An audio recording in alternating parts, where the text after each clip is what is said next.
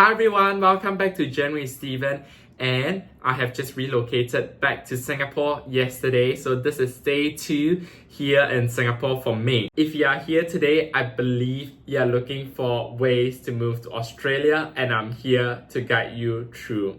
If you ask me what's the cheapest way to move to Australia, I would definitely have to say it's the work and holiday visa, which was what I was on from 2023 to 2024. With the work and holiday visa, you are entitled to work without any restrictions, unlike the student visa, and that the application cost is significantly lower, and that there are very minimal requirements to meet in order to obtain that visa as compared to many other visas in Australia. So you must be wondering, how much did I spend to obtain this visa? And let me just break down the cost for you. Firstly, for the work and holiday visa itself, I lodged my visa application before the price increase, and it cost me in Australian dollars $515.15. With the work and holiday visa, you would most likely need to complete a medical examination as part of the process. And that cost me Singapore dollars $226.80. The last part was the biometrics. They needed to capture my biometrics for the visa application, and that cost me 47 Singapore dollars. In total, the cost was less than $1,000, and now you may be wondering how long it took for me for the visa application. There is an indication as to how long the application might take, but I didn't take that into account at all when I was applying for that because I was in a very different situation. So I will just share how long it took for me from the start to the end. In total, it took me slightly over a month to obtain my visa.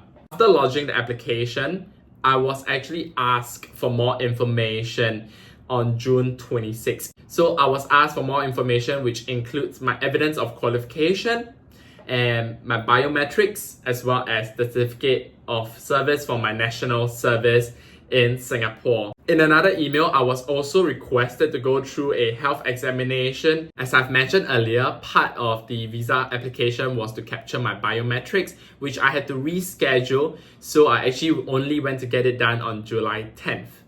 So everything was submitted based on my availability towards all the required documents, as well as the health examination, biometrics, and when I submitted all of them, I was granted my visa on July 28th. So from the start to the end, where I lodged the application to my visa was granted, it just took slightly over a month, which could have been way shorter if I actually have all the documents in place before I lodged the application, right? And then to go for the health examination and biometrics capturing earlier. However, because I was still serving the nation, it was a little bit tough for me to schedule all this appointment. And just to give a little bit more context, I decided to apply for my visa before I finished national service, and I was really very stressed out during this process because I wasn't able to get any support from my superiors back then during this visa process when I was planning for my future. And why was because they just didn't feel the need for anyone to go through this whole process of obtaining documents, which actually is quite funny because they already had the documents printed out. I was just needing to get a copy of it, but I wasn't able to obtain it until I finished my service.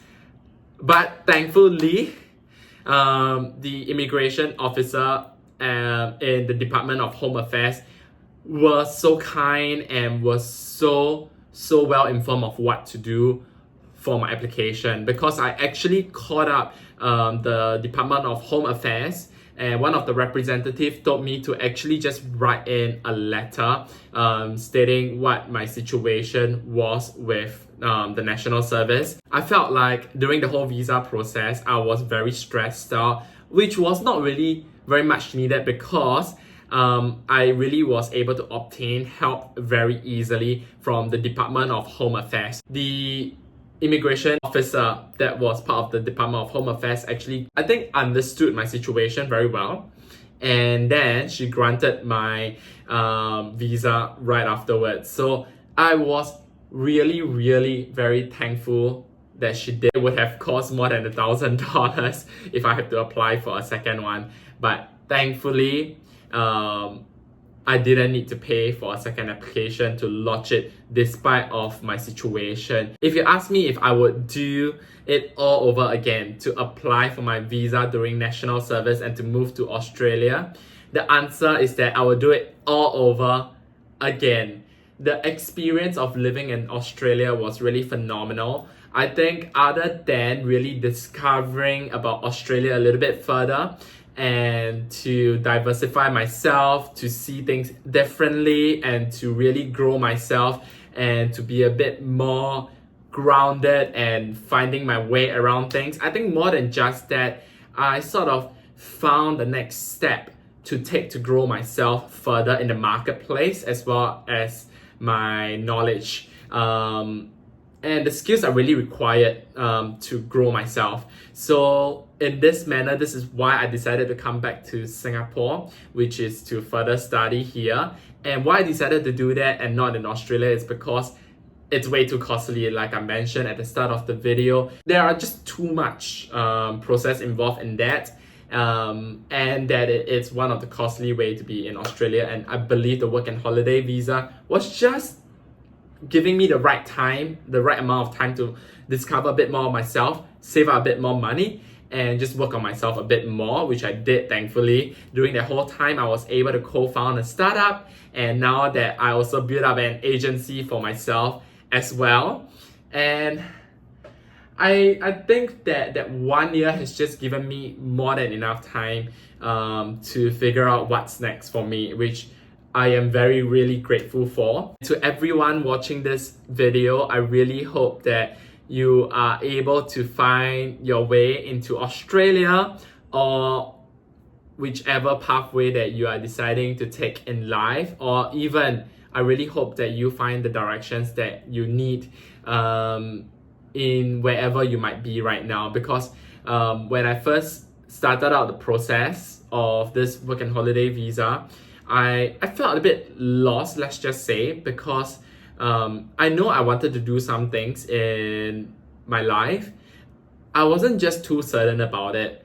And with the work and holiday visa, with myself being based somewhere else outside of the Singapore bubble, it has allowed me to just discover a little bit more and to find out what really works for me outside of the bubble. I hope that this video helps you.